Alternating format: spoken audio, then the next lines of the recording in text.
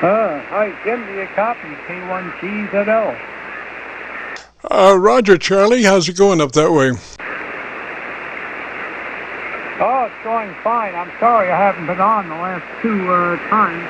KC9 Victor King Victor, K1 George Zebra London returning. Boy, you're really coming in here great. Yeah, we've had some problems. I've had a leak in the piping system here, which wasn't very, very pleasant. And it's dampened the wood in the kitchen. And right now, or at least temporarily, we've got it straightened out. So it's good to hear you on. I hope everything is okay. And we're still having winter up here right now. It's about 10 degrees above 0 Fahrenheit. The time, of course, on this December 7th, 2018 is 28 minutes after 3 o'clock Eastern. And you're 25 over 9. You sound wonderful, Jim. KC9 Victor King Victor, K1GZL, Clarksville, Northern New Hampshire. Roger, Charlie. Will you have a story for us this afternoon? What was the question? Will you have a story for us this afternoon? Well, I could give you a short one. I could tell you about all the meteorological problems that you can expect up here on an average winter, and that's really something else. Roger. Well, I take it you guys think nothing about 6 inches of snow, Roger? No, that's not much more than a flurry. So far, we've had 70 inches for the season. 70 inches for the season so far, and the normal high temperature now is about 29 degrees. 29 degrees, and the normal nighttime low is about 16 degrees. So, but we've been running colder than that for the most part. We had a bit of a thaw there about 6 days ago. We had 2 days it was up in the high 30s, and that knocked a lot of the heavy snow off the trees. But we averaged 190 inches of snow here on the average winter, and we're a bit ahead of schedule so far. This big storm that's going to be going through the southeastern states and presently is dumping a lot of rain and lots of pictures is going to miss us. We're not going to get it. We're just going to get into the cold air. But we do get, there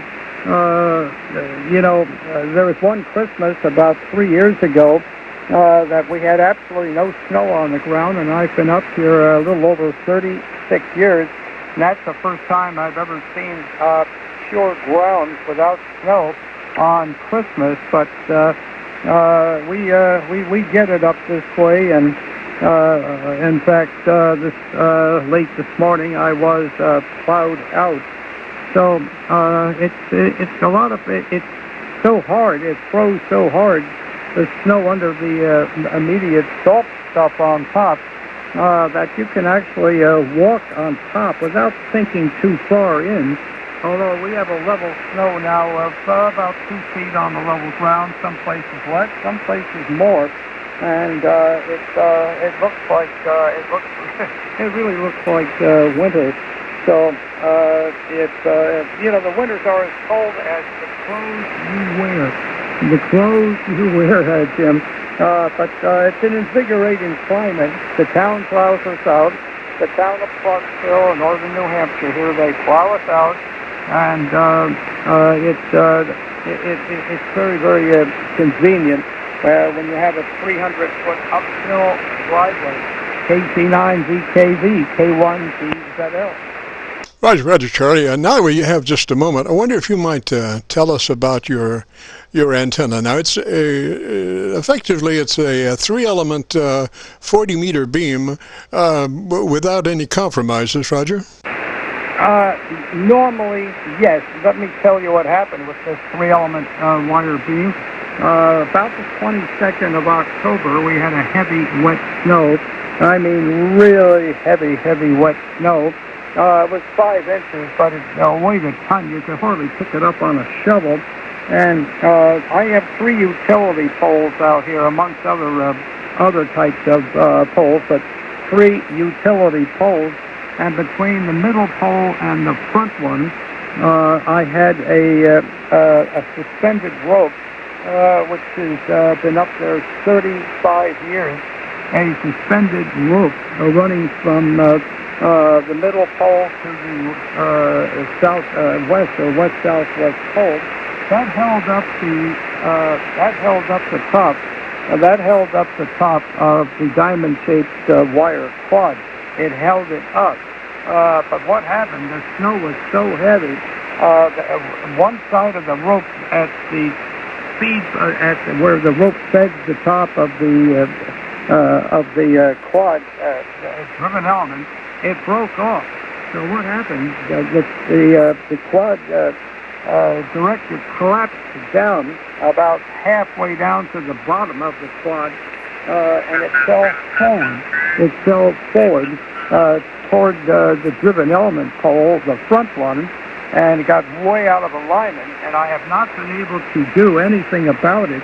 In fact, I'm transmitting on it right now. It still works in Australia, but my SWR is just sitting at 2.6 to 1, so I'm putting out, if I'm lucky, maybe 800 watts. 800 watts here, so I can't do a thing about this until we get it probably into the month of April when the snow gets off the ground. Jim, go ahead. Roger. Just catching a little bit of adjacent channel blow-by, but nothing severe. You're about a 10 over my noise level, about 10 dB over my noise level, so things are looking good there. And so, I guess you're saying that it'll be a few months before you will have a bucket truck in there to get that thing tuned up right, Roger? Oh, yeah, that's right. Yeah, I hear that QRM. If we went up about 1 or 2 KC, we'd be above it, Jim. Roger, I think, we normally are here, and we have been the past few Fridays, or 3, or 4. Time runs together when you're having fun. But anyway, I would probably hang out here and see how it goes anyway. I know we're giving as good as we're getting. So, anything else happening up that way, Charlie? No, that's about it. It's good to talk to you again. Really good. Just to give you an idea, that time there was no QRM. 4. Time runs together when you're having fun, but anyway, we'll probably hang out here and see how it goes anyway. I know we're... Okay, I hope you copied that. Well, thank you very much, Jim. A pleasure, and also thank you for putting together the U2 program. The programs there. You do a great job on that. KC9VKV, K1GZL. We'll try to catch you next week. Roger, Charlie, 3Z Waster, and thanks for checking in. And we'll, I'm just working on my computer there. Hit this mouse and things happen. I wish you had a computer up there that you could check out our uploads, maybe in the future Santa Claus might be going to bring you a computer. But then again, it would probably be, how you wouldn't have an internet connection, probably. Do you have internet capabilities up that way, Charlie? No, I don't. I've had no computer capabilities at all. My good friend Bob, KB1IZU up the road here, Bob, he has. However, that has conked out. He had in one of our heavy wet snows a couple of weeks ago, he had a tree come down and completely strip everything. A lot of the wires. He's still without phone service. He's without computer service. He has power back right now, but he has no computer, unfortunately. But he's hoping to get it back within a week, Jim. So we do have our problems up here, and we have to live with it. So I'll sign with you on this one, and thank you very much for picking me up. KC9VKV, K1GZL. Roger, Charlie, 3's up that way, so you have a most pleasant afternoon and a good evening. We'll catch you next Friday afternoon. This is KC9VKV, and this is the Friday afternoon QSO-VLOG program where we're rolling tape, and if you have a radio that you want to check out the audio, we are recording, and then we, in a couple of days, posted it up on YouTube, and then you can go to YouTube and do a call letter search for Kilo Charlie 9 Victor Kilo Victor, and that'll take you to our QSO-VLOG page. And on that page, or the one next after it, page 1 or 2, you'll be looking for a session called My Group Aircheck 12/07/18. That's today's date. My Group Aircheck 12/07/18 will be what you'll be looking for, and that'll bring up our recording for today. So this is KC9VKV. Whiskey 8, Whiskey Oscar Tango. Whiskey 8, Whiskey Oscar Tango. Go ahead. KC9 Victor Quebec Victor. This is Whiskey 8, Whiskey Oscar Tango. Name here is Chris. I'm operating from remote cams on a station in Irondale, Alabama. I'm just across the state line, though, at my actual QTH here in Missouri. Kind of showing a younger man here how the HF works, and heard you guys in there, so I thought I'd give a call sign out there and see if you guys can hear me or not. Oh, Roger, Chris. You're giving me about a 10 over my noise level, about a 10 dB over my noise level, which is a good signal. It's not exactly an S-unit signal, but it is a relevant signal because you are 10 dB above my noise level. So there you go. And we are recording today, as we normally do on our QSO-VLOG program. And within a couple of days, we'll post it up on YouTube. And if you go to YouTube and do a call letter search for Kilo Charlie 9 Victor Kilo Victor, that'll take you to our QSO page, and on that page there'll be a session marked 12/07/18, which is today. So Chris, is that with one S? Yes, sir. It's Charlie Hotel Romeo India Sierra. Oh, Roger, Chris. Well, tell me about your station, sir. I'm operating out of Irondale, Alabama, but my actual QTH is here in Branson, Missouri. Oh, you're in Branson. Well, you have access to all the entertainment, Roger. Roger that. Yeah, we have all kinds of stuff. It's getting into Christmas season, so all the Christmas shows are going for us. Roger that. So tell me about your radio and antenna, and are you running barefoot or what, sir? Currently I am running barefoot. I'm on an ICOM 7300 with a fan dipole. I'm not sure exactly the height of it. Like I say, it's a remote station through remotehams.com that's in Alabama. But currently I am running barefoot, so it's a nice little system here for those of us that live in condos that don't have the ability to throw an antenna up and don't have these nice rigs to be able to get on there and make HF contact. Roger, now tell me how it works. Are you, this is KC9VKV, tell us how it works. Are you by telephone to your remote, or how does that go?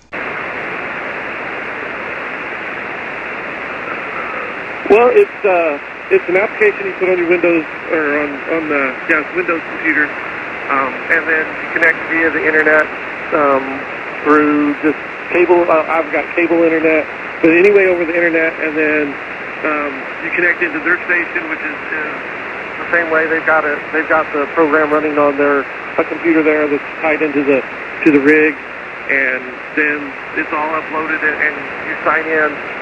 You have to be able to verify with them, so they'll give you transit privileges once they verify your license and get you set up that way. You can use their station, and it's a pretty nice thing. Like I say, it's nice for those of us that don't have the capabilities to put an antenna up in the air and such.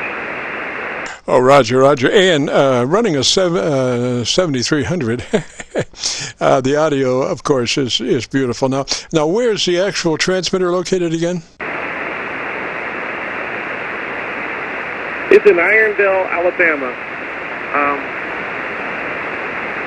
The call sign for the station is Kilo 8 Echo Alpha. Kilo 8 Easy Alpha, Roger. Roger, Roger. Roger, Roger, Chris. Well, listen, you're sounding really good there, and if you or the other party there would be interested in checking out the audio, if you go to YouTube and do a call letter search for Kilo Charlie 9 Victor Kilo Victor, we will be posting this QSO-VLOG in the next couple of days. And so if you do that call letter search on YouTube, it'll take you to our QSO-VLOG page. And on that page, there'll be a session marked 120718. And it'll either be on the first page or the second page. It used to be always on the first page, but now YouTube is starting to do weird things. And so it might be actually on the second page. Roger, Roger. Roger on that. I'll definitely be checking this out because this will be kind of interesting. You're actually my second HF contact. I upgraded to General and my license came in the ULS this week. So you're my actual second HF contact. So I'll definitely be checking it out to see how well I sound and everything. And I appreciate it. Roger, Roger, Chris. Well, let me say threes to you, sir. We've enjoyed it, and like I say, we'll have it uploaded in the next couple of days, so you can go to YouTube and do that call letter search, etc., etc. I'm sure you know the drill. So let me say threes now, and you guys have a good afternoon. And this is KC9VKV in the QSO-VLOG program from 3:30 till 5, and we are air checking, and there was a station in there. Go ahead, station. W3BMK. W3BFK, Roger. Roger. Good afternoon. Whiskey 3 Bravo Mike Kilo, and the name here is Carl, and I'm located in Butler, Pennsylvania. Roger that. Well, you're look to be also about a 10 over, and that call sign. Give me phonetically that call sign one more time. Okay, very good. Whiskey 3, Bravo, Mike, Kilo. Bravo, Mike, Kilo. Roger, got that. Okay, and tell me about your station, sir. Okay, it's a ICOM 7300 and just 100 watts with a G5RB, and the microphone here is a Heil PR781, and I think I have it set up pretty good. People have been saying I've been giving me some pretty good audio reports on it, so I haven't touched anything since that. Over. Roger, we have some very inconsiderate person that wants to tune up on the frequency. This frequency is in use. Please go elsewhere to tune up, 3 or 4 KC preferably, up or down, but not on the frequency. And let's see, we didn't get the name up that way. Yeah, the name here is Carl, Charlie Alpha, Romeo Lima. Roger, Carl. Well, you have an excellent radio. That 7300 is my choice. I can't afford it, but it's my choice, and I live vicariously through other people's 7300s. We do all kinds of things for tuning up 7300s. It's kind of like taking your sports car out for a run and just see how fast it'll go. It's a beautiful radio, and usually, it's set up right out of the box. Now, I'm assuming that you have replaced the hand mic with another mic. Is that a Roger? Yeah, that's correct. I'm running the Heil PR781 on the boom. Roger. Now, but just out of curiosity, would you happen to have the original stock hand mic anywhere around? Oh, boy. It's here, but I'm not sure. Not sure where it's at. Let me see here. Maybe this is it here. Look here and see. No, that's not it, is it? No. I know it's here somewhere. Here it is. Okay, yeah, I do have it here. Alrighty, could you, I've got your level set for the mic you're on, so if you could quickly shift mics, it might be an interesting experiment. Okay, alrighty, now we're on the hand mic here now. All right, now I want you to work that a particular way. I want you to work it close mic, but not directly into it. I want you to put it to the side of your mouth, and so you're working across the mic. Roger? Okay, alrighty, there it is, that way, over. All right, and let's talk for a little bit there. What kind of antenna do you have? Okay, yeah, we're running the G5RV. It's kind of in a slope position, 40 foot on one end, 25 on the other end there, over. Roger, roger. Now, let's see, just a little bit more straight across the side, not directly into it at all, but just pull it to the side of your mouth, right in the corner there, and just speak right across it. I'm hearing the EQ, man. They went to a great deal of effort for that particular mic to really show off the 7300 and the 7610. Roger? Okay, and yeah, there it is, right at the corner, speaking across it there, over. Oh, roger, roger. The clarity is just superb. It is obviously a condenser microphone, so the articulation capabilities on the upper frequencies is just perfect. Whereas with the dynamic mics are great, but they to equal the condenser mic, you have to do about mid possibilities on the high frequency equalization. Roger? Roger, roger. Okay. And now we're back on the Heil 781. Roger. But then again, both mics sound good on that radio. That is a perfect radio. Roger? Roger, roger. Okay. Yeah, I appreciate you doing the test on both microphones, and I just like the boom, just because it's right here in front of me. I can lay back in the easy chair here and really enjoy ham radio there, Roger. Oh, Roger, I know exactly what you mean. As one boom user to another, I would be lost without my boom, because I can just I can pull it along, push it up, push it down, push it this way, that way, as I'm doing other things, and always stay on mic. Roger, roger. Roger, roger, that's for sure. Okay, well, I don't want to hold up too much of your time there. I know you've got others, and we'll be tuning in to YouTube and listening to my audio there on both mics, and really appreciate all your time and effort there today, and hope to work you again soon. If I don't hear you, Merry Christmas and Happy New Year from Pennsylvania, W3BMK. Roger, roger, Carl, 3Z-Way. The name here is Jim, Juliet, India Mike, by the way. And thanks for the check-in there. And you will be able to go to YouTube here in the next couple of days when we upload. And if you do the call letter search, Kilo Charlie 9 Victor Kilo Victor, right on time for the Q. That's my little 15-minute timer there. And then that'll bring up our QSO-VLOG page, and right on that page, or the page after it, page 1 or page 2, will be the QSO that you're looking for, which is my group Aircheck with a date of 12/07/18. My group Aircheck 12/07/18. So threes to you, Carl. You have a good afternoon.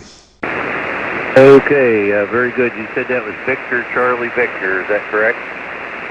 KC9VKV, Victor Kilo Victor. KC9VKV, WA3 Fox Echo Tango, WA3 FET calling.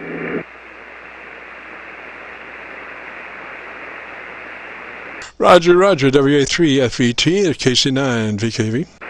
Yeah, very good afternoon there, Jim. KC9VKV from WA3FET. We talked to you, oh boy, it must be almost a month ago or so. And my name is Jim also, and I'm in near State College in central Pennsylvania, State College. And I know you put me on one of your special shows there. And we really enjoyed listening. And then I told my good friend, who I've known for many, many years, Charlie, K1GZL, about it, and I guess he's been on about 5 episodes, I think, so far. So I guess I really got him going there. Anyway, we've enjoyed listening to the episodes, and always enjoy listening to you there, Jim. Got a fantastic signal here. You're 20 dB over 9. I know you measure the signal, the noise on the audio, so I hope mine is coming through good with good punch there. I know it was the last time we talked. KC9 Victor Kilowatt Victor, WA3FET, just like the transistor FET. Roger, Roger, Jim. You're somewhere down around 15 dB above my noise level. You are 15 dB above my noise level. After that, it's really hard to tell because the meter, ceases to move at about minus 15. This is a typical VU meter. It does show minus 20, but when it gets down to minus 15, there's only like a 32nd of an inch between a minus 15 and a minus 20. So you are essentially pegged out there.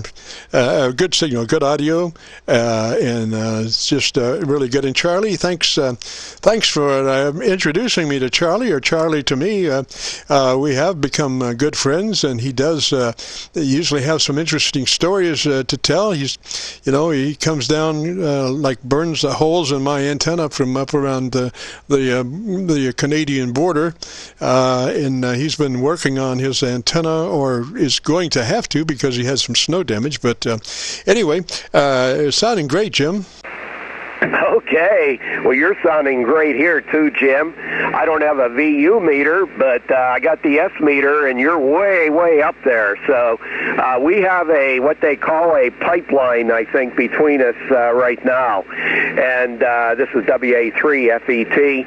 And, yes, Charlie and I have known each other since the early 70s, and I used to listen to him before I was licensed, back around 1964, 65, and he was one of the strongest signals on the band back then, and he's still a strong signal on the band, but it was amazing. He used to do the foam patches to the Antarctic, and we used to listen to him. And in those days, the radio broadcast, shortwave broadcast transmissions were all over this band. We're fortunate now that they don't come below 7,200. But in those days, they were all over. And the strongest ones were from Radio Moscow.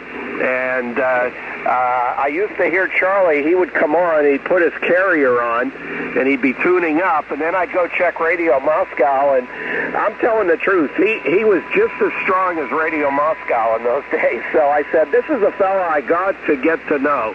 And we've known him ever since. In my college days, I used to work him, and we're still working them on 75 meters every evening pretty much. And we've had contacts with a group there that we've all known each other for a long, long time. Charlie's no young whippersnapper, but I'll tell you, he acts like, and he can do things just like he was young. He told me the other day he was out shoveling snow for 2 hours. If I go out and shovel it for 2 minutes, that would be a big effort. I use a snowblower, and I'm sure you do too, or have a service come in. So, but Charlie loves snow. He loves cold weather. He loves weather, and his forecasts are usually better than the U.S. Weather Bureau. Jim, go ahead. Oh, Roger. And if you go to YouTube and do call it a search for Charlie, K1GZL, excuse me, he has a nice air check relating to some work he did in getting messages in and out of Puerto Rico after the hurricane down there. So he did really an excellent job there, and you can hear him operate down to Puerto Rico. I think the air check was recorded in Puerto Rico, and you can hear Charlie just booming in there. So he does get out and get around. So Jim, let me say threes to you, sir. Good to hear you in there, and you're just absolutely perfect signal as always, Roger. Okay, well, thank you so much there, Jim. And yes, I was involved in that after Hurricane Maria. I was on every day for about 6 weeks, and we were relaying messages to people up here that their loved ones were fine, and the stories were amazing. I would call up a number and say, this is a ham radio operator, and we got word that your loved ones there in Puerto Rico are fine, and the people were so emotional. They started crying and saying how thankful they were, and it chokes you up. I'll tell you, it choked me up just talking to all the people. I also own a place in Puerto Rico. I own a farm down there, and I built a big contest station up. I might have told you that before. And unfortunately, it got destroyed. All the towers and antennas got destroyed, but the buildings are still there, so that's good. But I'm not sure what we'll do with it now. But anyway, yes, I do know all about that. Wendy, I'll say 73 to you also, Jim. Let you work some more. I don't want to hog the thing here, and I just had to call in because your signal is so good, and we haven't talked for quite a while. And I'll definitely tell Charlie the next time I talk to him that we had a contact here. And I've listened to every episode that you put on of Charlie. He's one of those personalities of the air. 73, and it's really been great today, Jim. If we don't talk again, happy holidays to you. I'll try to get in again before that happens. Anyway, 73 and all the best. KC9VKV, WA3FET near State College, Central PA, home of Penn State University. 73, all the best, Jim. Roger there, Jim, and you were still 15 dB over my noise level, consistent, so I can't do better than that. So three's that away, and thanks for checking in, and the drill there, we'll be posting this in the next couple of days, and if you go to YouTube and do their call letter search for Kilo Charlie 9, Victor Kilo Victor, that'll bring up the QSO-VLOG page, and either on the page 1 or page 2 will be the session that you're looking for, which is entitled My Group Aircheck 12/07/18. Today's date, My Group Aircheck 12/07/18. So threes, Jim. This is Kilo Charlie 9 Victor Kilo Victor in the QSO-VLOG page. If you have radio you want to check the audio on, give us a shout. KC9VKV. This is November 3 Alpha Papa Alpha. November 3 Alpha Papa Alpha, was that? No, Whiskey 3 Alpha Papa Alpha. We're also in Pennsylvania, Steeler country over here, just south of Pittsburgh, over. Oh, Roger, what's the name that way? Tony, Tango Oscar, November Yankee. Roger. Tony, tell me about your radio and your antenna system. Well, the radio is just a Yaesu FTDX 1200. I'm running about 32 on the mic gain, 100 watts. Talking on a wire. It's on my QRZ page. It's a 66-foot Ultimax wire. I got welded up some poles and strung it out in the backyard there, over. Roger. What kind of microphone are you using? It's a stock mic that came with the Yaesu handheld. Is that a condenser or a dynamic? It's a good question. It's got a switch on the back. dynamic. It's right on the front. Sorry about that. Roger, Roger. Sounds good. You might check your, my big thing is everybody needs to check their ALC like once a day or once a week, particularly if you change mics or something like that, because the ALC will show you exactly what's happening with your modulation. If you're running, you should be running a mid-scale to 2/3 on that ALC meter, and that will ensure that you're as fat as you probably are going to get, or in that area anyway. And that's the important thing. If you change mics, sometimes those mics you might change to might not be as high output as the one that was there, and so you could be working with not the correct audio level. So that's what the ALC will show you, Roger. Yeah, copy that. Well, I got a headset on. I got a monitor button. I can hear myself. I just turned it off again. And this radio has a processor, but I never really messed with that there. Over. Roger, Roger. Well, I think all things considered, about a 3 dB dynamic range is pretty nice. Without any processing, your average peak modulation is going to be right around 30%. And with a little processing, you can kick that, I'm talking average, you can kick that average percent of modulation up to around 70 or 80%, which is the equivalent of almost doubling your audio level, the apparent audio level. Roger? I'll copy that. Well, this knob, how's that? You get any lighter there? I turned it up a little. Over. Looking good. I would say your dynamic range is probably around 3 or thereabouts, which is pretty typical for about mid-scale on the ALC. Now, that other ICOM 7310, 7610, that's got a little adjustment on it called drive. And drive is the equivalent of taking that audio and just getting almost a half a dB dynamic range. It's just unbelievable. I mean, more audio coming at you than you would possibly ever need, Roger. Yeah, well, you got some serious audio. You're giving me up in the red here on this meter 20, swinging from a 9 to a 20. So you're whatever you're running down there is working there. Over. Roger. Well, this is a modified Yaesu 990. It's an older, about a 30-year-old radio that we've done some work on the transmit side. It's running right at a 3 width. It's actually was a 2.4, and we have brought it out to about a 3.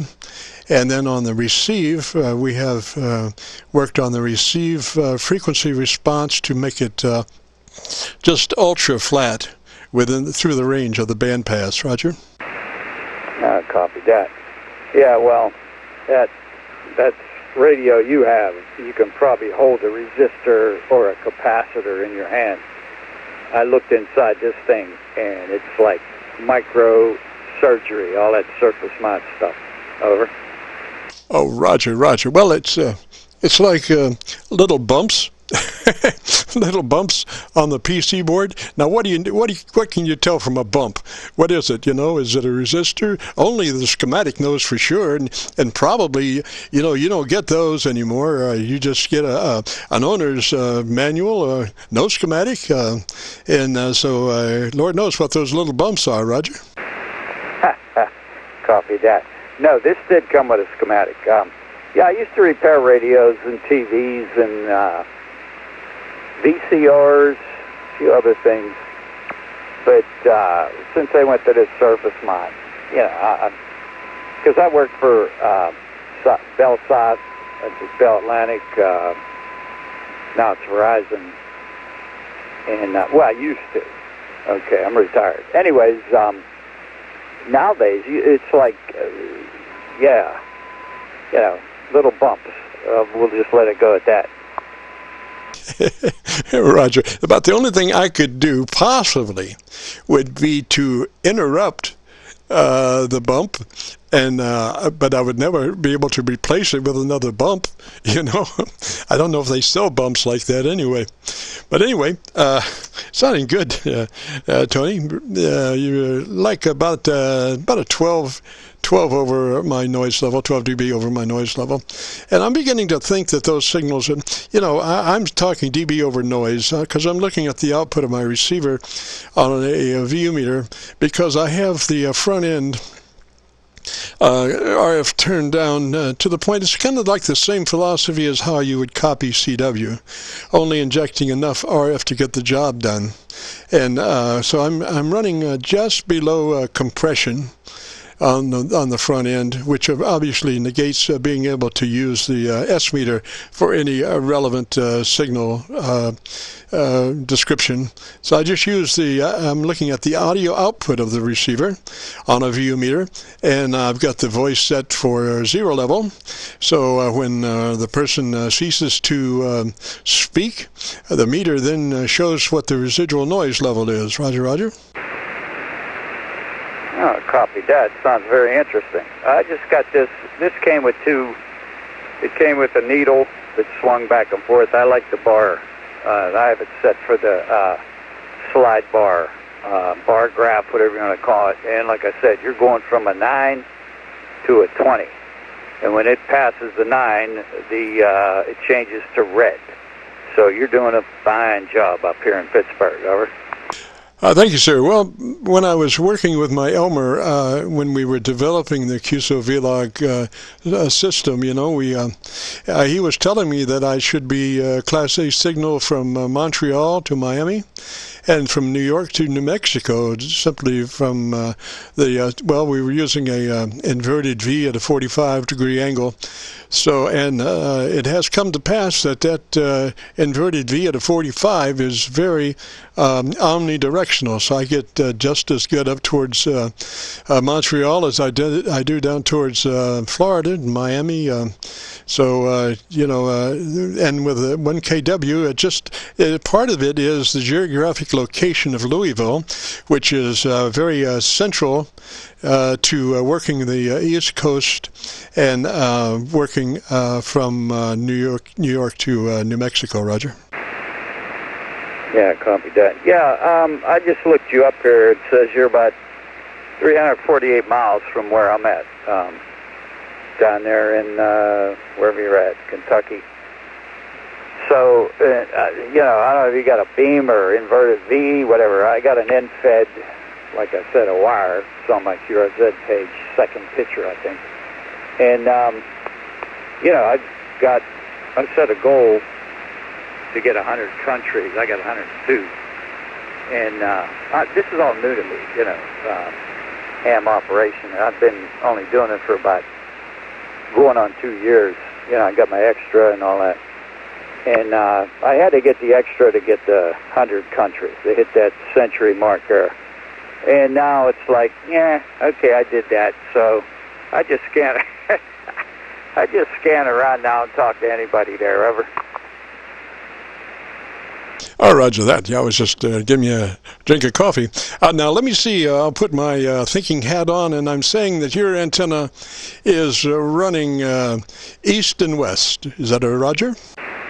No, that's running north and south. East and west, it's probably transmitting east and west, but it's running north and south. That's the way my yard is. South is the way I'm facing right now, looking out the window, and the antenna's to the back of me. So it's you know, it's north to south. Over. Oh, roger. What's your output power? Right now, it's 100 watts, right? Yeah.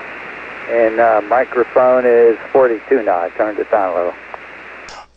Well, not need to do that, but your antenna is radiating very well off the ends then, because you are now about 15 dB over my noise level, so it's a really you know, nice signal for 100 watts. But you know, we did move our time We used to be Friday mornings from 10 to noon on this frequency, and a lot of 100 waters were coming in at 1 or 2 dB above noise. Just, not very good signals.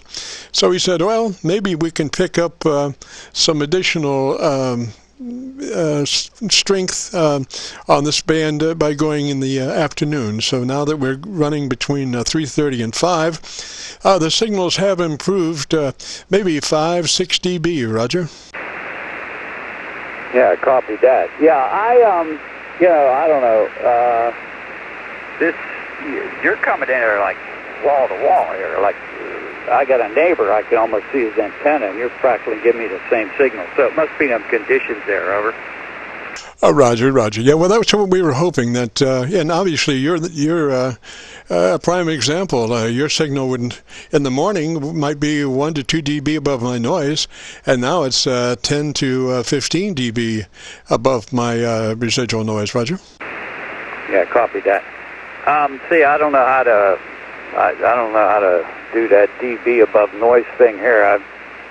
On this radio, I don't even think this radio is capable of doing that, is it? No, because you're running, a normal setup where you're reading S meter readings over S9 or whatever, and that's the way a normal receiver is set up. But because we have, I'm running antenna attenuation of 20 dB, and then I'm running RF down to just below my AGC compression. So it gives just a blanket silk for everybody to to transmit on. It doesn't suck up between words or anything. It just lays there. And so then I've got a little trim pot here right by the PTT that I can ride level on everybody. Roger. Okay. Yeah, I'd like to see a picture of that setup. Sounds very interesting. So anyways, I think we're tying this frequency up like another fella. I don't want to be doing that. So, Jim, yeah, it's been a pleasure. Like I said, I got my 100 countries now. I slide around between 20 and 40 meters and see who's doing what. So this is what, some kind of net? Is that what this is there, over? Well, more or less, I guess it is. We usually run Friday afternoons between 3:30 and 5 on 7189, and we record for an hour and a half, and then we post the whole thing up on YouTube. So if you go to YouTube and do a call letter search for Kilo Charlie 9 Victor Kilo Victor, that will take you to our QSO-VLOG page, and on that page you'll find a session called My Group Aircheck 120718. My Group Aircheck 120718, which is today's date, and that will have the whole hour and a half QSO, and you will be right there, Roger. Yeah, yeah, that sounds all right. I'm going to do that. In fact, I'll log you in here so I don't forget your call letters. And yeah, it's been a pleasure, Jim. I appreciate carrying on here. I'll let someone else shoot a rag here for a while. So KC3 or KC9VKV Victor Kilo Victor. This is Whiskey 3 Alpha Papa Alpha up here in Pittsburgh. 73s. Have a good weekend, and I'll talk to you again. Happy holidays, all that good stuff. Sending it your way. Over and out. Roger, 23 is that way, and you have a happy Christmas, Merry Christmas, and happy season there. And like I say, we'll get this posted within the next couple of days. So if in a couple of days, if you go to YouTube, it should be there. But usually it takes a couple of days to be able to get to it and get it uploaded. So 3 is Tony, and we'll catch you later. And this is Kilo Charlie 9 Victor Kilo Victor and the QSO-VLOG program, where we're recording. And if you've got a radio, you want to check the audio, give us a shout. This is KC9VKV. Kilo 4 Hotel Echo Whiskey.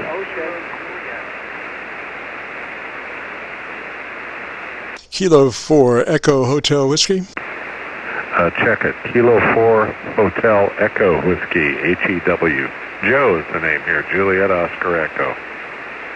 Roger, Roger. Joe, sound good. Whereabouts are you, sir? Hi, good afternoon, Jim. Yeah, we're down in just outside of Raleigh, North Carolina, city of Clayton, about 20 miles southeast of Raleigh in North Carolina, and we're actually in a motorhome.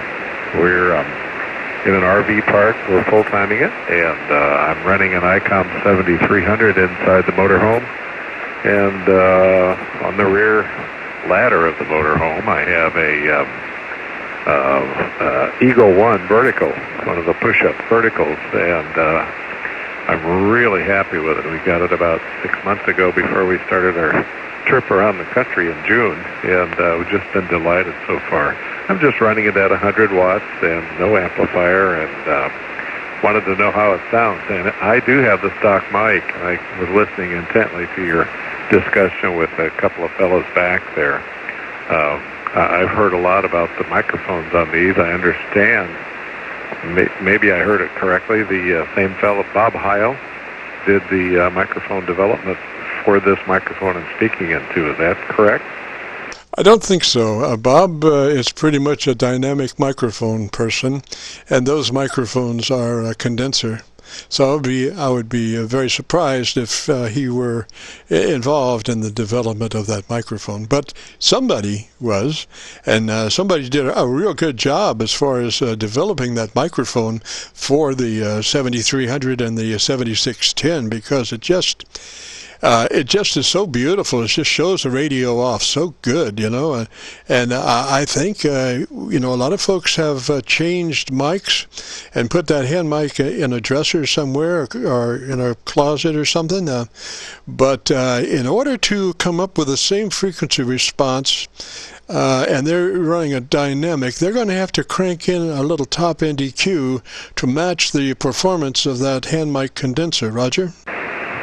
Well, I'd have to agree. The fellows I've heard on the other end who have had the 7300 stock setup have really sounded good. I accused them of having an amplified mic, and it wasn't the case. So it's I got a big grin on my face when I first started talking on the radio. I've only had it since April, but when I first started using the radio, I got several fellows up in Canada said, here's what you do. I said, how's the radio sound? They said, here's what you do. You go get a tube of super glue and put a drop on each of the buttons on that thing and don't touch it. So I haven't really adjusted it at all. Roger. Now, you do have to exercise a little mic technique on it, and that is not work directly into it, but pull it to the side of your mouth and then talk across it. And that way you can use that mic without a windscreen, you know. If you try to work directly into it, you are destined for some turbulence and pop-peas and plosives and stuff. But if you work across it in the corner of your mouth, that's the trick, Roger. Well, I'm looking at my screen here. I'm speaking directly into the microphone right now, and now I'm pulling it off to the side, where those pops and pushes should pass right over it without affecting the audio. How does that make a difference? Roger. Now, I don't know if conditions or not, or if you pulled it too far. Your level did drop. Come back and let me see if it was conditions or what. Okay, I could see the ALC meter drop down a little bit also. Here I am speaking directly into it, and the ALC is about mid-range at its maximum. And here we are in the corner of my mouth. The ALC is pretty much the same, a little bit less. Roger. So if you bring up your mic level just a tad and work it sideways, then you're going to be doing good. It is not a microphone that you want to work directly into. You want to cross mic that mic. Okay, understood. Yeah, I had it at a setting what they call mic gain at 90. Mic gain on there is a selectable item. I had it at about 91%, and I just set it up to 96%. Don't know what that difference in audio would be, but I guess we'll find out. Roger. Now we're just getting Mother Nature's playing some games as far as signal strength. I think we'll just see what she wants to do.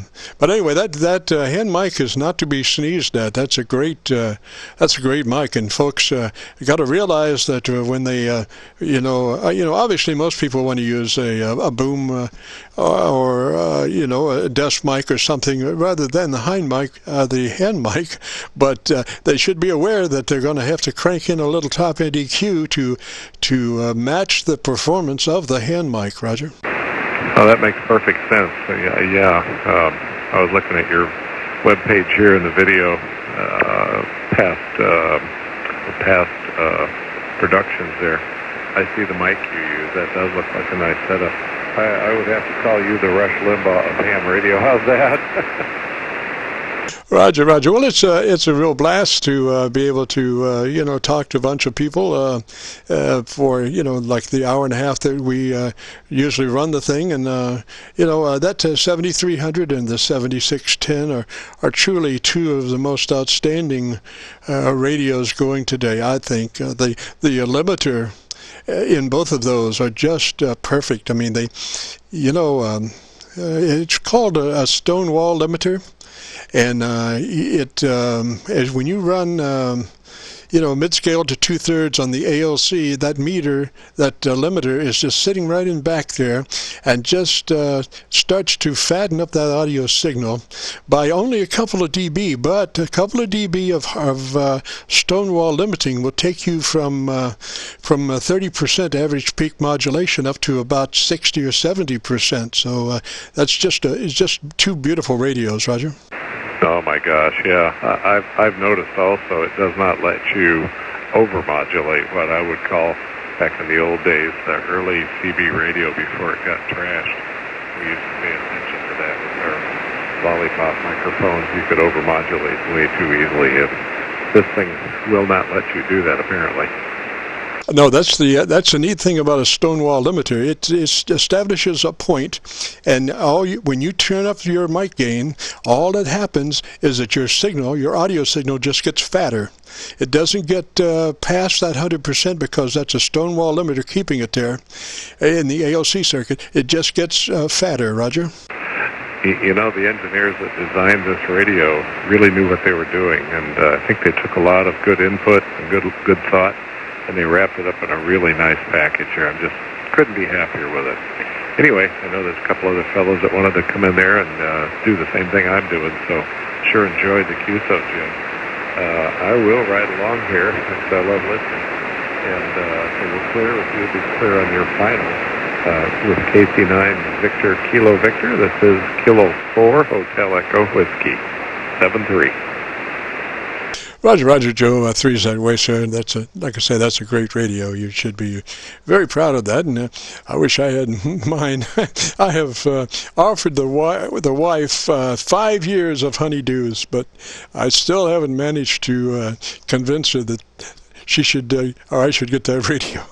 So I'm just going to have to trudge on with this Yaesu 990, modified as it is and working as perfect as it is. I just would, like the chance of running the 7300 for a while. But anyway, 3Z way, and we'll catch you later. Tony, Joe, you have a good day. This is KC9VKV in the QSO-VLOG program, where we record for an hour and a half from 3:30 to 5 on Friday afternoons. If you have a radio, you want to check out the audio, give us a shout. We are recording, and then a couple of days we'll post it up on YouTube. And you can do a call letter search of KC9VKV, and that'll take you to the QSO-VLOG page. And on that page, this session is called My Group Aircheck 120718. My Group Aircheck 120718. This is KC9VKV. This is Kilo 4 Charlie Whiskey, Quebec. Kilo 4 Charlie Whiskey, Quebec. Roger?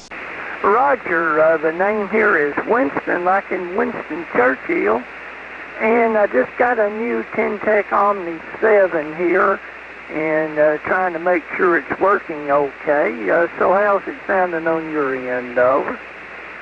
Sounding pretty good, but gosh, let's do a little talking, and I'll observe its operation just a little bit longer. What kind of power are you running, and what kind of antenna? Okay, I'm running about 500 watts here. I'm feeding the Omni into an AL811, running about 500 watts to a standard dipole up about 30 feet. Roger, Roger. Now, you know, my thing is, have you checked your ALC today? Okay, this Tintec has the ALC light on it that flashes when you hit the peak, and right now it seems to be adjusted to about what they recommend. Roger, looks good. I would say you're probably about 3.5 to 3 dB dynamic range. Equalization, I go through this thing of I like top end EQ because as your transmission moves away from your facility bound to somebody else's antenna, there's a lot of things that can happen to that signal, and usually the first thing that happens is the top end of the audio spectrum starts to get lost because sometimes of refractions from other skywave levels that bend the signal back down to Earth, not at the same rate as the one lower, and sometimes there's just a phase angle difference. And what happens is when those two phase angles come together, if they're slightly out of phase, they start to cancel each other, and when they cancel each other, they start at the highest frequencies and work down. So that's why I usually crank in a little bit more top end than what I would think would be necessary, just because I know that down the road that top end EQ is the first thing that suffers. Roger? Okay, Roger, on that. It's interesting to know. I have some equalization controls on this radio. Like I say, I just got it from FedEx today, so I'm still learning some on it. But I'm using a hand mic right now. I have a Howell type mic that they made for Tintec that I need to put an 8-pin adapter on it, and I'm going to start using it. But appreciate the signal report. I'm located in Carrollton, Georgia, about 45 miles west of Atlanta, and you're coming in here about 15 over. Roger, Winston, I think we've talked before, and I just wanted to let you know that, is that microphone, the hand mic that you're using now, is that a condenser mic, hand mic? No, it's a dynamic mic. It's the stock one that Tintec supplies with the rig.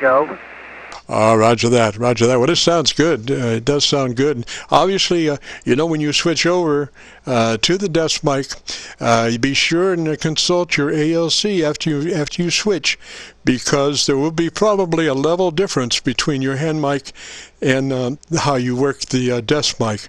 So with your ALC, you want to adjust it for mid-scale to 2/3 deflection on the ALC reading. Roger? Roger on that. Yeah, I know there's going to be a difference. When I first got on this afternoon with this hand mic, I was way overdriving it, and I had to back off on the mic gain a little bit. But now I think I've got it to a pretty good level. This K4CWQ. Roger, Winston. Well, let me say threes to you, buddy. And like I say, we will be posting this Aircheck on YouTube in the next couple of days.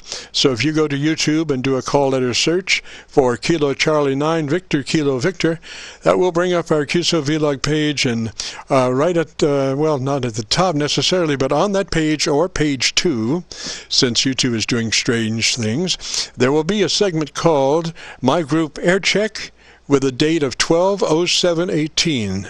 My Group Aircheck, date 12/07/18, which is today's date, and it will be this QSO, and so you'll find yourself right there. Roger?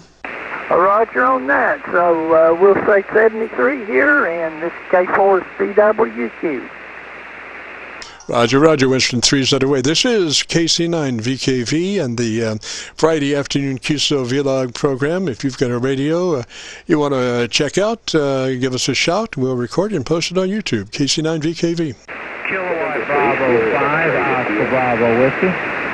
Oscar Bravo Whiskey. Give me the front. Papa, Kilo 4 Delta Papa. Papa Station, standby. Bravo Whiskey, this is Bill in Kentwood, Louisiana. Okay, Bill, one more time phonetically on your call sign, please. Sure, it's Kilowatt Bravo 5, Oscar Bravo Whiskey. That's KB5OBW.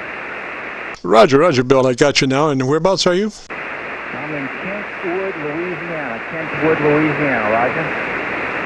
Okay, Bill, I'm getting about 7 dB over my noise level. You're giving me about 7 dB over my noise level, which is a pretty good signal. Hopefully, Mother Nature will keep it there. Roger? Oh, Roger, Roger. Okay, Jim, this is the first time I run across you. It sounds like you have a pretty interesting program going on here. Jim, I'm running an ICOM 7600. That's it, no amplification. And I'm using an old desk mic, an old ICOM desk mic. I think it's an electric condenser mic. And this radio did not come with a stock microphone, Roger? Oh, Roger, Roger. Now, do you have access to your equalization? No, negative. Roger, because you probably need a little more top end than what you got. You know, top end EQ is where the articulation is, so if you if you crank that top end in, then you're easier to understand than if you're not very articulate on the EQ. Roger.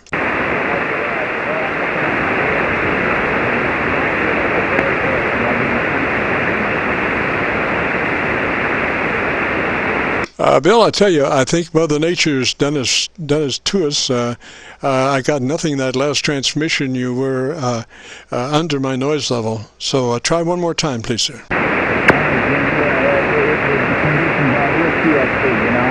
I got a little bit further away from the microphone, too. I was just wondering if I need to crank the ALC down.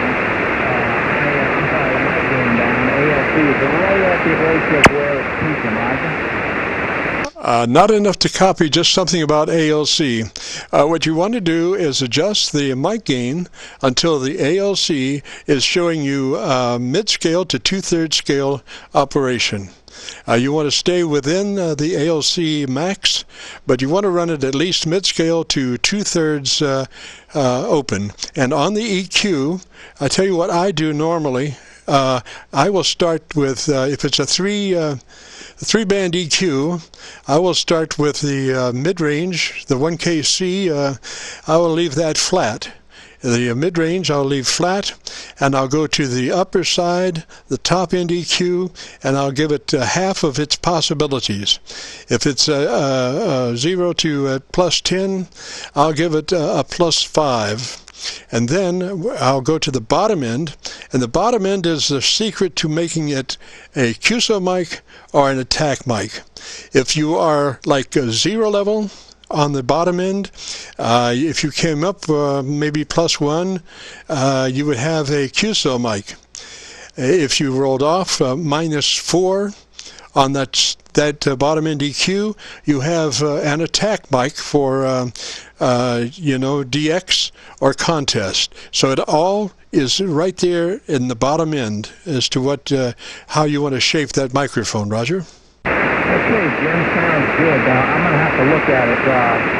This radio has it has an area that'll have to go in and check it out. But anyway, it sounds good.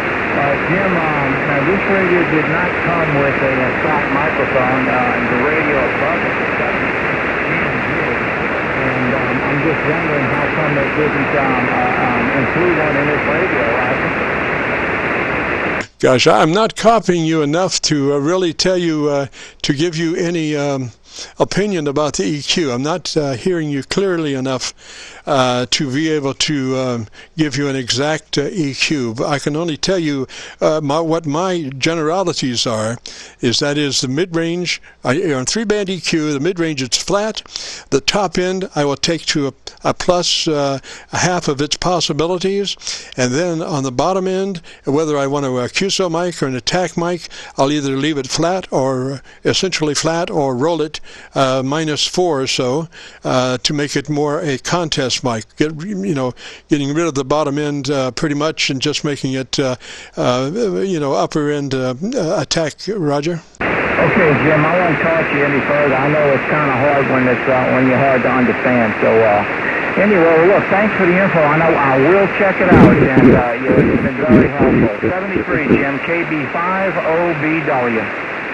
Roger, Bill. 3's away, sir. Thanks for checking in. And maybe next Friday we'll have better conditions, and we'll be able to discuss further the situation of your microphone and what we need to do with it. I just have to hear it clearly enough to be able to discern what we need to do with it. And I hate to give an opinion if I can't hear it that clearly. So 3's, Bill, and you have a good afternoon. This is Kilo Charlie 9 Victor Kilo Victor, and we are doing the QSO-VLOG program. If you've got a radio, you want to check out the audio, give us a shout. We are recording, and we'll post it later on YouTube. This is KC9VKV. Kilo Golf 4, Delta, Papa, Papa. Papa Foxtrot, was that? It's Kilo Golf number 4, Delta, Papa, Papa. Name here is Camilo, QTH is Raleigh, North Carolina. Working in a remote station. Okay, Kilo Golf 4, and then what was the rest? Delta Papa Papa. Delta Papa Papa. Delta Papa Papa. Roger, sir. And you're where? I'm calling. My QTH is Raleigh, North Carolina. Raleigh, North Carolina. Name here is Camilo. Roger. Station standby. We are talking with Kilo Golf 4, Delta Papa Papa. And come back again there, Delta Papa Papa. This is KC9VKV. Okay, KC9VKV. Signal report is 10 over 9. Good audio, everything. I'm working remote on a cell phone, and a station is located in my QTH. Not too far from where I'm driving. So running through the remote hand program on a cell phone, running about 200 watts on the TS990, 2-element Yagi, about 60 feet off the ground. Yourself? Roger. Now, you know what you need? A little more top-end EQ. You need a little more top-end EQ since you're essentially on a telephone line or telephone facility. You need a little more articulation on the top-end EQ, Roger. Okay, yourself. I will try to do just that. Running a Bluetooth mic. That's what I'm using. So I don't know if that has something to do. I'm using a wireless microphone for my cell phone since I'm driving. I forgot your name. Can you tell me your name again, please? The name here is Jim Juliet India Mike, and if it would be possible to bypass your hands-free for the moment and just speak directly into your handset, I could tell maybe further about what's going on. Okay, well, it'll be a little complicated because I'm driving, so I had to remove the Bluetooth and just talk straight into the cell phone. Jim. Oh, Roger that. Well, maybe another day, sir. It's just that when you get too far removed from reality, when you're wireless on a telephone, you're introducing other negative aspects as opposed to being able to work directly into the telephone itself. So, I can simply say that the way you're running it now, if you had about 3 or 4 dB of top-end EQ, it would help in the intelligibility. So then you'll have to rationalize what you need to do after that. Okay, QSO. Yeah, I can do different routes to the sound card of the speakers. I can do some equalization to the sound card versus going into the USB sound card from the radio. I have done it before and it works much better than going to the USB. Okay, well, thank you very much for the QSO. I know you have a lot of more guys that want to talk to you, and I appreciate you taking time to talk to me, Jim. KC9VKV, KG4, DPP. Roger, Roger. And the handle is Camilla. Is that right, Camilo? That's correct. My name is Camilo. Roger that, sir. Well, you know, if you go to YouTube in the next couple of days, you can check out your audio because we are recording our QSO-VLOG. So if you go to YouTube and do a call letter search for Kilo Charlie 9, Victor Kilo Victor, that will take you to the QSO-VLOG page. And on that page, there'll be a session called My Group Aircheck, dated 12/07/18. My Group Aircheck, dated 12/07/18, and it will be on page 1 or page 2. YouTube has been doing some strange stuff, so I used to say it was on page 1, but it could be on page 1 or page 2. Roger, Roger. Okay, Roger, Jim. Well, thank you very much for the info. I didn't know you were recording, but thank you very much. Thank you for the QSO, 73. Roger, Roger. Safe trip. Catch you later, threes. This is Kilo Charlie 9, Victor Kilo Victor, and the Friday afternoon QSO-VLOG program. If you've got a radio you want to check out the audio, give me a call. It's KC9VKV. KC9VKV, you copy WA0, United Alpha Yankee. WA0 United, what was the rest? Call sign is WA0 United America Yankee. WA0 UAY. Oh, roger that. And what's the name? The name is Rick. Rick is the handle, and we are in northern Iowa. Northern Iowa. Go ahead. Roger, Roger. Well, I don't hear a lot of folks from Iowa. What kind of signal are we giving you out in Iowa? You're running between 10 and 15 over 9. Into Iowa here. We're way up in the northern part of the state, just about 25 miles south of the Minnesota border. Go ahead. Roger, Roger. Just looking at your signal, I have a VU meter tied to my receiver, and you're giving me 7 dB above my residual noise level. 7 dB above my residual noise level. I can't really give you an S meter reading because I'm RF gain-wise turned quite a bit down in the front end to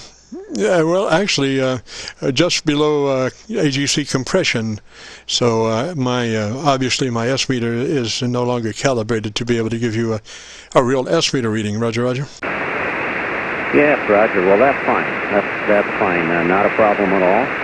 And I just wanted to check in with you. Actually, you are about my 6th or 7th contact on this radio. I just picked up a new FTDX 3000 yesterday, and we haven't really got into the settings or anything to speak of yet, certainly the EQ or any of that. The only thing we did is check our ALC, and we're running on, I think, 100 to 3000 on the transmit bandwidth. Running 100 watts to a dipole, and we're running a Heil TR-781 microphone. Go ahead. Roger, Roger. Now, I would suggest an additional top-end EQ of maybe 3 or 4 dB. If your possibilities on the top end are 0 to 10, I would take it at about a +3 or +4, just to give you a little more articulation on your audio. Roger. Excellent. Yeah, I appreciate that, and I suspected that I might need something like that because this TR-781 has a tendency to kind of, accent the lows a little bit, and that's what I found on my other 2 radios as well. And I think actually what I did on those 2 radios is introduce a little bit of processing, just a touch of processing to brighten it up. But again, I haven't done anything with this radio yet. I appreciate your information, and when I figure out how to do it, I will do that. Go ahead. Roger. My general procedure for mic EQ is if it's a 3-band EQ, the mid-band, the mid-range, I'll leave flat, and I'll go up to the top end EQ and take it, if it's a 0 to 10, I'll take it to half of its possibilities. I'll go up to a +5, half of its possibilities.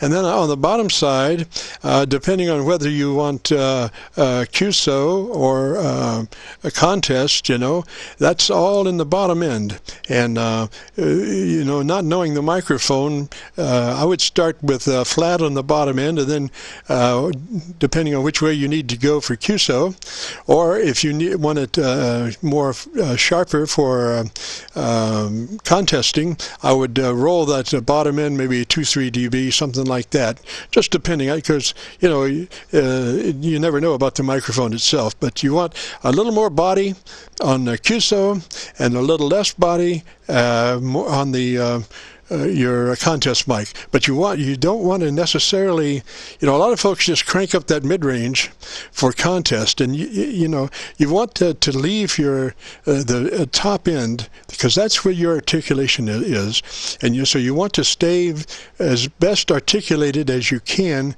even in contest, because if you back off on that top end, there goes the neighborhood as far as understanding what you're saying. Yes, absolutely. I certainly agree. What is your opinion, Jim, on processing? Go ahead. Well, I would be looking for about a 3 dB dynamic range, and so usually what that entails is to be sure that your ALC is running mid-scale to 2/3. I'm usually in that crowd of the 2/3. Towards the edge, but not over the edge as far as the ALC is concerned. And then I'll run the processor at about maybe, if it's a 0 to 10, I'll run it at about a 3 or 4. Just, not very much. I'm not sucking up. You're not hearing any suck up, but you are starting to get a fatter audio signal. So ideally, as you start to get fatter, your dynamic range starts to decrease, and so right around a 3 dB dynamic range is a good range. Roger? Yes, Roger. That's exactly what I do on my 7300 ICOM, and I use the same mic on there, and processing, I believe, is at a 3 out of 10. Station, stand by, please. I believe 3. And I have had reports. Stand by, please, station. What you're saying, just kind of brightened it up, just kind of filled everything out and made it a little bit easier to understand. Go ahead.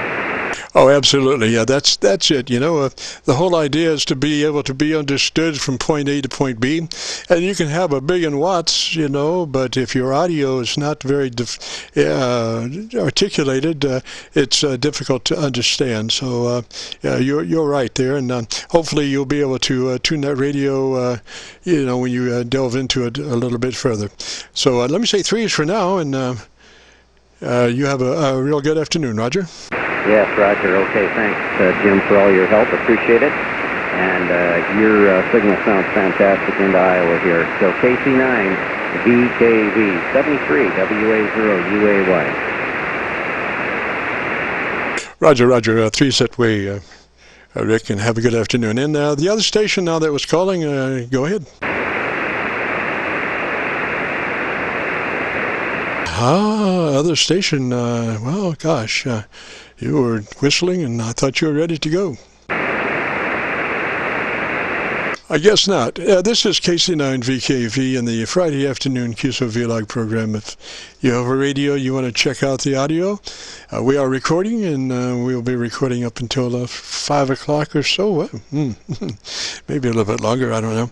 But and then I'm posting it up on YouTube, so you can go to YouTube and do a call letter search for Kilo Charlie 9 Victor Kilo Victor, and you'll be looking for a session called My Group Aircheck 120718. My Group Aircheck 120718. This is KC9VKV. November 3, Sierra X-ray India.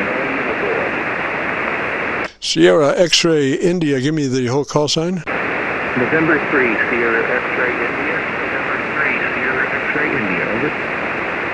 Roger. And what's the name? My name is Dennis Delta Echo, November India Sierra. I'm located near the city of Alton. Dennis, Mother Nature got you there. You're located near where? Allentown, Pennsylvania, Papa Alpha. Roger, Roger. And I would say look at your ALC real quick to be sure that you're mid-scale to 2/3. That would be the first thing I would do. Roger, Roger. Roger, Roger. I'm showing that, actually. I was wondering what you thought. Well, we're talking if your meter's running towards the 2/3, that's fine. 2/3, you don't want to exceed ALC because some radios you can actually exceed the ALC level, but others you can't, and that's a limiter, and you really can't push a limiter too much past 3 dB or 4 dB of limiting, because that's a fast attack, fast release device, and so it's really hard pressed. It does what it does, but you can't really push it. So that's usually why it's a good idea to stay within the ALC max level. Roger.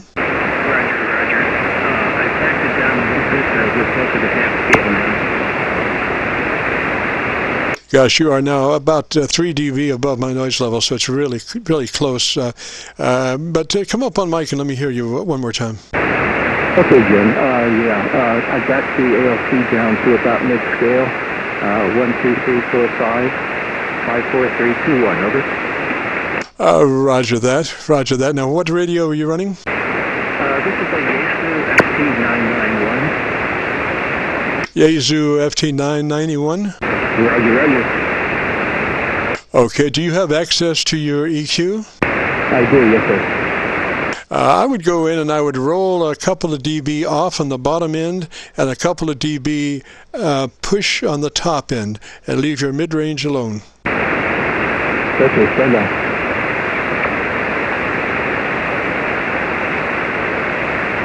This is KC9VKV and the Friday afternoon QSO-VLOG program. And right now, Dennis is checking out his EQ in his menu, or I guess. Okay, I rolled off the low end and twisted the high end a little bit. How's that? I think you're sounding better. I am getting a little adjacent channel QRM, but come back and talk to me just a little bit. Roger, Roger. Okay, Jim. Yeah, I've been listening to you mostly here for the past hour, and you've been a solid 5.9 really +5 or +10. Over. Roger, Roger. Well, your signal is still about 3 dB above my noise level, 3 dB above my residual noise level. I would say start with that EQ, and you might have to punch up a little bit more on the top end. But I wouldn't. I don't have that good a copy on you right now to say that. But where you are is I think better than where you were, and you can judge that by going to YouTube in the next couple of days and doing a call letter search for Kilo Charlie 9 Victor Kilo Victor, and that'll bring up the QSO-VLOG page, and on that page you'll look for a section called My Group Aircheck 120718, 120718, and it'll either be on page 1 or page 2. Roger? Roger, Jim. Thank you very much. I appreciate your service here. Victor Charlie 9, Victor Kilo Victor, November 3, Sierra X-ray, India, 7-3. Roger, Dennis. 3's that away, sir. Have a good afternoon. This is KC9VKV and the Friday afternoon QSO-VLOG program. If you have a radio you want to check out, give us a shout. We are recording KC9VKV. Whiskey 5, Charlie Alpha Hotel. There's a whiskey something, Whiskey Oscar? Whiskey 5, Charlie Alpha Hotel. Roger. What's the name there?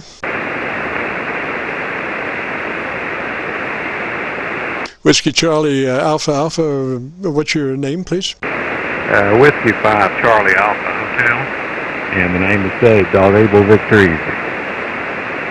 Roger that. This is Jim, Kilo Charlie 9, Victor Kilo Victor. We're running the QSO-VLOG program. What kind of radio are you running there, sir? Jim, running a 65 Flex 6500 and with a solid state ICOM PW1 amplifier into a off-center fed dipole about 45 feet in the center and about 20 feet on each end. It's a setup we're in Tyler, Texas. Back to you. Roger, sir. You're giving me 7 dB above my noise level, so I can copy you fairly well, provided that Mother Nature hangs in there. You know what I mean? Oh, absolutely. I've been listening to you for a while, and signals are up and down. I can see the entire band moving up and down. So that's kind of the nature of things these days with all the lack of sunspot activity, Jim. I guess that's the way it's going to be for a while. Roger, Roger. And your ALC, you're running about mid-scale to 2/3 on your ALC? Probably not pushing the amplifier that hard. Let me take a look. Yeah, maybe so, about mid-scale. Roger. Well, you know, you can always do your ALC up mid-range, mid-scale to 2/3, and then back your RF down, you know. But that way that'll give you a little bit fatter audio, and then you can back the RF down to whatever you need to feed your box, Roger. Yeah, Roger that. I increased it almost full scale. I'm going in the balanced input on the back of the Flex. And I'm using a Howell PR781, and this is his default setting for ESB 3.2K wide. So that's what you're hearing right now. Roger, what's the bandwidth? 3.2. Oh, Roger that. Roger that. Yeah, that's sufficient. You know, your 3 is sufficient to actually, you know, get the job done. Roger. Yeah, Roger. This is just happens to be the default that was recommended by Bob Howell, and I've played with it before. Anyway, equalization is up higher on the higher end, up around probably +7, +8 at 4K. Pretty well flat around 1K, and then down about 6 dB at 250, and so forth. Roger. Now, you could afford to put a little more bottom end in, you know, maybe 2 or 3 dB if you wanted to. It sounds like it's rolling out on the bottom end at like maybe 300 or so. So you could use a little bit more on the bottom end if you wanted to, you know. Okay. Well, I've increased the bottom end 1, 2, 3 radio test. That's the bottom end increase. That should bring the lower end up a little bit. Roger does. I would take it not quite that much, just maybe 1 dB. Well, how much did you increase the bottom? 3 dB. I would back off just to where it's 2 dB instead of 3. All right, that'd be 2 dB right there. 1, 2, 3, 4, 5. Roger, Roger. Now, you know, you have to kind of maintain your proximity to a microphone because as you shift your position, you have a thing called proximity effect on the microphone, and even at 6 inches, you have X amount of proximity to microphone bass boost, and then as you increase your closeness to the mic, that bass line comes up harder. So probably the idea would be to find a space that you know where you want to work it, and just kind of try to stay in that space. Roger. Yeah, I'm using my center monitor of 3, and had to turn my head a little bit there to be able to set the graphic equalization for transmit. So right into the microphone. Now this is a pretty directional microphone, and I'm using it because of fan noise and so forth in the room, Jim. Roger that. Well, you know, my standard situation is I run a windscreen, and I'm right on top of the mic. There is not a half an inch off that mic. I'm right on it with the windscreen. Windscreen allows you to do that, and then obviously you have to replot your EQ because you have all kinds of proximity buildup by working at that close. But you know, and that's usually just a roll, bottom end rollout to where you are where you want to be. At that, and the good part about it is that you're never off mic because you're constantly definitely there, and you can tell you're there because you can your lips start getting tingly because you're working right there, Roger. Yeah, Roger. So I'm going to work this a little bit closer. I'm assuming you're recording at this time? Oh, yeah, absolutely. We record continuously from 3:30 till 5 or till the cows come home. So, comments? I'm sorry? I said, just give me a comment on that. I'm real close to the mic now, about a half-inch. All right. And now, do you have a windscreen on that mic? I do not. I do not have a windscreen for this particular mic at this time. Do you have a windscreen that would fit on that mic? Let me try one off of one other mic. Roger, I don't really suggest using a tight mic until you have a windscreen, because that's the one thing that you definitely need to have is a windscreen when you work tight mic. I like where the sound was, but definitely need a windscreen on it. Okay, that did fit. So that's about the same distance from the mic with the windscreen. Oh, I'm liking that. Tell me about your antenna. It's an off-center fed dipole, home built with a 4-to-1 balun. It's about 133 feet, about a little under 30% offset to get the impedance right for my lot.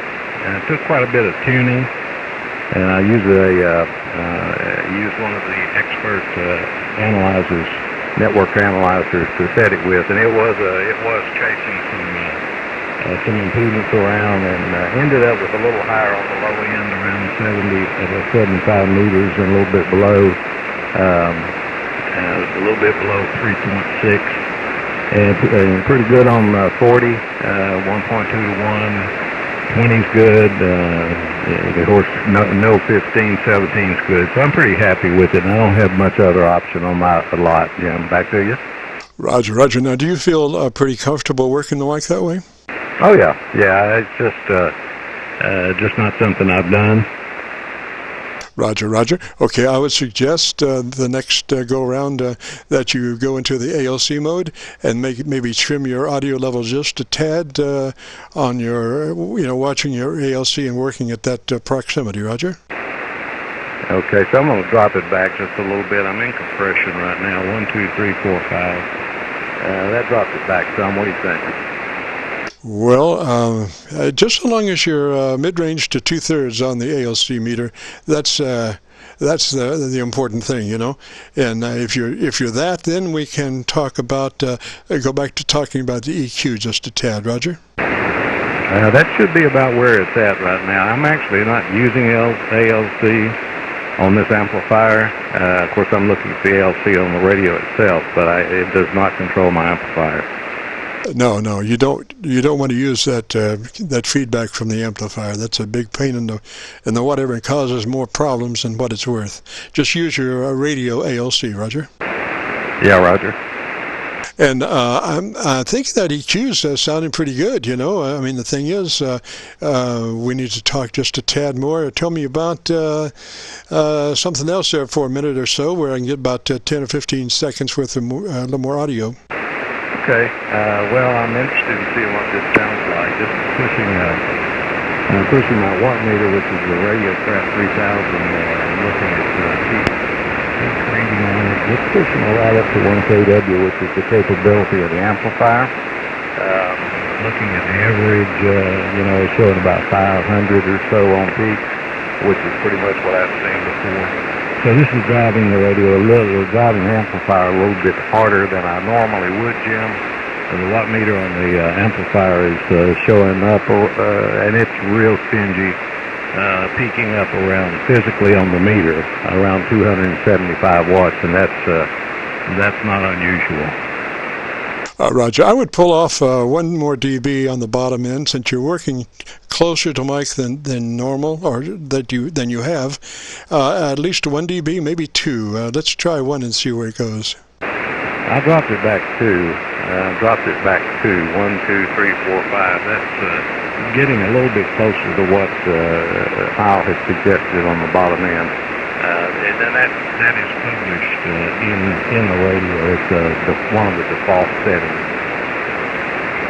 Roger that. Roger that. Well, I'm getting a little Mother Nature discrepancy on your audio. You know, it's starting to phase cancel some, and it's kind of hard to tell. But you know, we have been recording, so you can hear all of that and kind of tell where you are now. And you know, if you go to YouTube in the next couple of days and do a call letter search for Kilo Charlie 9 Victor Kilo Victor, and then when you're on the QSO-VLOG page, look for a session called My Group Aircheck 120718. My Group Aircheck 120718. Roger? Yeah, Roger, and I appreciate that, and I'm sure I'll learn something from it, Jim. I appreciate your help. Roger. That last transmission was nice and in the clear, and it sounded pretty balanced to me, so I think you'll like it, Roger. All right, thanks, Jim. Appreciate your time. W5CH. N1GMV. NV, come back with the call again. Hey, Jim. N1GMV. I got that stock mic out you wanted to test. All right, let me talk to you just for a minute. Let's see if Mother Nature is going to prevail here, or we. She was kind of getting a little choppy there just a minute ago. What's the name of the place? Yeah, Jim, this is November 1 Golf Mike Victor. We spoke once before. You were asking me, because I have the 7610, you wanted to hear the stock mic, and I heard your melodious voice out there, and I went to the closet and I pulled down the stock mic. Over. Are you on the stock mic now? Yeah, Roger on that. The radio is set to compressor on with mid, and I've moved my bass down and my treble up a little bit. That's the way it was last time I spoke with you when I was on the desk mic. Roger, just out of curiosity, and I don't want to be a pain in the whatever, but would it be easy for you to dump your EQ and just let me hear the stock hand mic by itself? And you want to be in full width, Roger? Yeah, Roger on that. No problem. Matter of fact, I got it plugged in here direct. I figured that's what you wanted to hear. Do you want me to flatten out my EQ? Roger, Roger.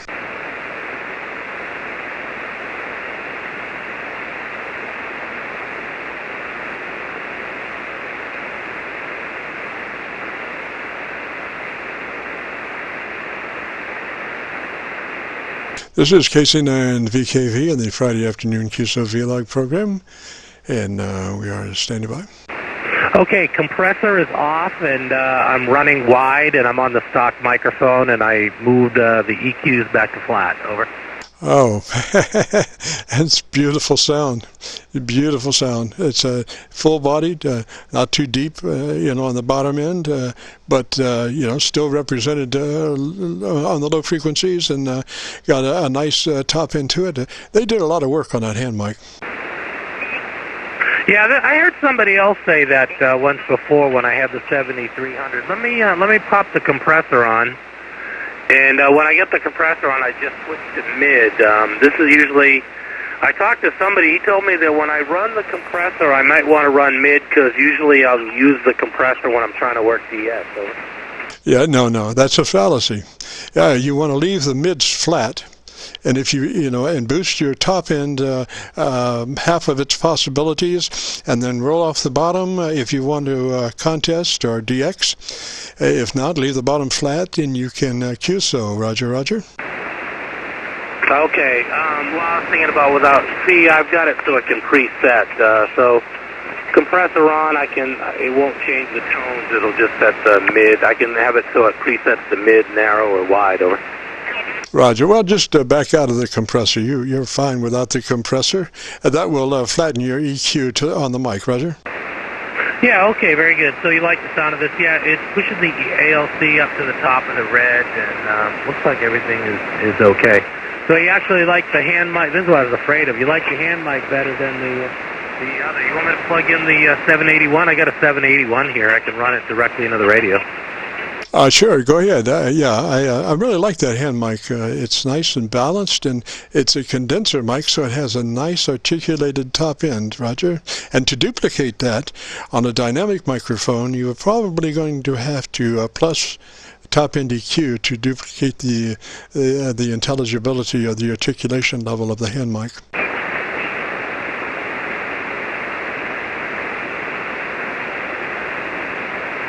Yeah, okay, I don't know if I got my foot pedal hooked up, so I'll just use the transmit button. Yeah, okay, so I'm on the 781 without changing any settings on the radio whatsoever right now, over. Roger. So you are approximately, just offhand, I would say at least 6 dB down from the top-end EQ of the hand mic, Roger?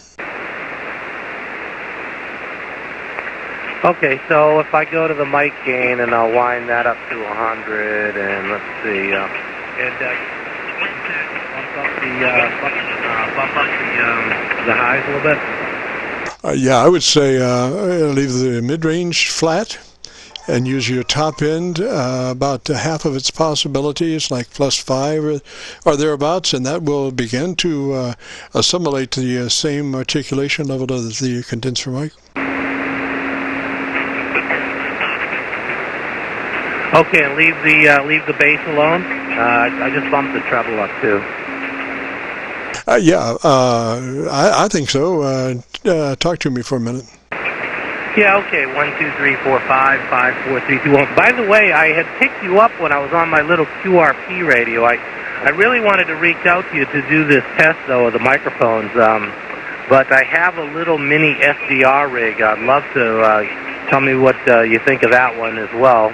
It's a little 10-watt rig, but seems to get out pretty well. So there we go. That's the PR781, and I'm talking about 1.5 inches away from it, and I made those audio changes, over. Roger, sounds good. Yeah, just remember, though, you know, that hand mic is a condenser mic, and a condenser mic will be always more articulated in the top end than a dynamic mic. So when you switch, you can just arbitrarily assume that to duplicate the top end of the hand mic, the condenser hand mic, you're going to have to do about a +5 on the top end push for the dynamic. Roger? Okay, roger that. I just switched over to the SM50. I'm going to have to turn the mic gain down a little bit, I think. The SM50 dust mic right now, over. Roger, sounds good. Tell me something I don't know. It's funny, the SM50 dust mic, they try to make it handy by putting the up-down VFO buttons on the microphone. And, you know, if you're not looking, you hit the end. I usually use the lock button when I talk, and I end up hitting the up button. And if I'm not in VFO mode, it changes it to a memory channel, and I just don't know where I was. So I can't tell you how many times, Jim, I've hit that button, and that was the end of my QSO, over. Hey, roger that. Yeah, I always lock mine just because, you know, I have a tendency to, you know, possibly shift frequency, and I don't want to do that. I don't want to sound like Mickey Mouse or Mr. Bassman.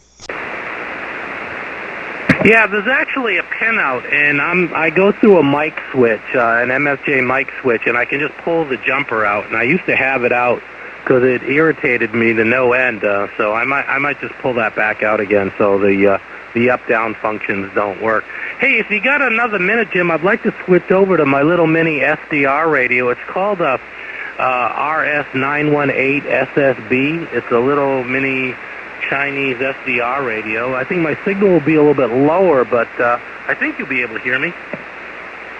All right, you're below 10 dB, or I should say you're above plus 10 dB over my noise level, so give it a shot. I'll be listening.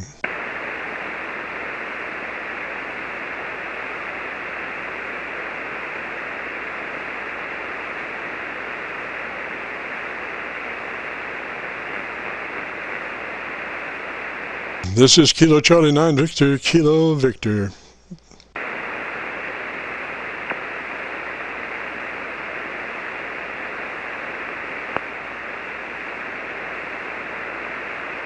Okay, there we go. I switched over to the SDR radio. I'm running, let's see, about, tell me what this thing does anyway. I'm curious now. About 15 watts. And so I'm running the SDR rig. How copy, over? You won't believe this, but when you first came back, you were at the same level as your other radio, Roger. Well, that's funny. I know it's less power because I'm running it with like a 3-amp fuse, so I don't know how it does it, but it's pretty efficient, over. Roger. That transmission, you were 2 dB hotter than your other radio.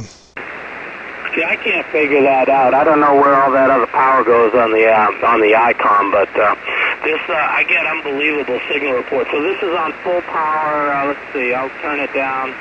This is 5 watt, 5 watt. This 2 watt, 2 watt, 1 watt, 1 watt, half a watt, half a watt. Full power, over. Roger. You were 3 dB above my noise level and half a watt. You know, this radio is so much fun, too. It's even got a touch screen and everything else. But, okay, very good. Well, thank you so much. I'll listen for your recording. I really enjoyed the other one. My wife and I were watching YouTube videos on the couch. You know, the new TVs, you can watch YouTube. And sometimes we just don't have the attention span of a full movie or something, so we watch YouTube. And we were watching some other subscribers, and then I said, oh, I wonder if I'm signed up there. So I went to your channel and subscribed, and I found the video, and it's so neat hearing myself over my TV set. Over. Oh, Roger, I do that all the time. It's really nice to be able to get YouTube right on your TV set. So, you know, you 4K. Of course, I don't record in that high of video resolution because I'm not performing surgery. You know, I don't want to see all those lines and stuff. So I have chosen to do a slightly attenuated resolution level video-wise, Roger. Yeah, Roger, on that, I did want to give you a suggestion. I mean, take it as it may, but I was wondering if you had the camera behind you so you could see your radio from the front and then have a mirror on top of the radio, we would be able to see your face as well, and then we would see the radio and your face. Or you could do a split screen, but I guess that would be more editing. But I thought it would be really neat. That's the only thing I missed was that I can't see your radio as you're working the stations, over. Roger, Roger. Well, you just have to rely on my VU meter interpretations, Roger. Roger that. All right, bud, thanks a lot. You have a great day, and thanks for the radio check. Wow, really amazed that this rig does what it does here. 73 from N1GMV.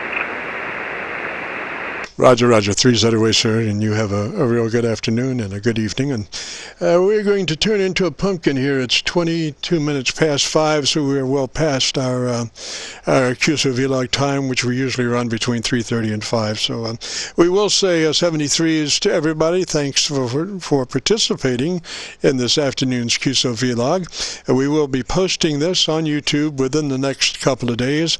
So if you go to YouTube and do a call letter search for Kilo Charlie 9 Victor Kilo Victor, that will take you to the QSO-VLOG page, and on that page look for a session entitled My Group Aircheck 120718. My Group Aircheck 120718. Threes all, catch you later. This is Kilo Charlie 9 Victor Kilo Victor, clear.